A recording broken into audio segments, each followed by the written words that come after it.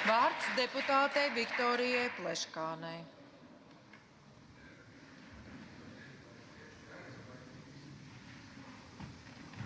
Godātie kolēģi, paturpināšu to domu, ka mēs paši sev liekam kaut kādus šķēršļus tam, lai uzņēmēja darbība attīstītos.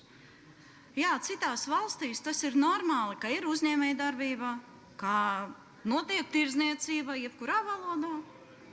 Jā, jebkurā pat, nezinu, okupētās valstis arī bija kā dažādas valstis, un pēc tam izdot kaut kādus, nezinu, avīzes arī tajā valodā pēc uzbrukumiem, un viss notiek. Kas mums šeit ir? Nu jā, viss notiek, un ir tā, ka valoda nav šķērslis tam, lai attīstītu uzņēmēju darbību. Mēs šeit vispār ir otrādi kaut kā nav saprotams, jā. Bet es gribu jums parādīt vai iedziļināties vai padziļināti šo problēmu izpētīt tā, kā runā mūsu uzņēmēju darbība. Kas vispār ir pievienotas vērtības nodoklis? Kas tas ir?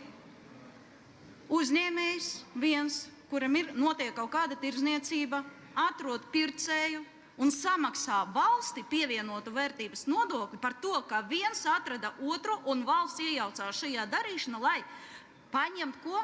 Paņemt nodokli. Par ko? Par to, ka viņš neko nedarīja. Valsts neko nedarīja. Kā valsts palīdzēja uzņēmējiem atrast pircēju? Par ko jūs ņemat šo nodokli? Paskaidrojiet. Vienkārši tāpat. Kas ir pievienotas vērtības nodoklis? Uzņēmējs, tirdzniecība. Jā, ir tirdzniecība, ir pircējs, atnāca nopirkt, un jūs, kā valsts, kā valdoša koalīcija, ieviešat šo nodokli par ko? Ne par ko, vienkārši tā, sežot kaklā uzņēmēja darbībai, un viss. Un šeit arī tad dziļāk parunājot ar cilvēkiem, parunājot ar uzņēmēju darbību. Nu, tie, kuri veic uzņēmēju darbību šeit, uzņēmējiem, ko viņi saka par šo nodokli? Un jūs tad ar šo vispār likumu, ko jūs darat? Vienkārši iejaucaties iekšā uzņēmēja darbībā. Kādā starpībā jums vispār, kādā valodā tiek pārdoti, nezinu, prese? Kādā starpībā? Jūs sakat, valsts valoda ir 114. pants, arī satversmē rakstīts, kā mazākumtautībai ir tiesības attīstīt savu valodu. Bet ko jūs darat? Iejaucaties arī tur.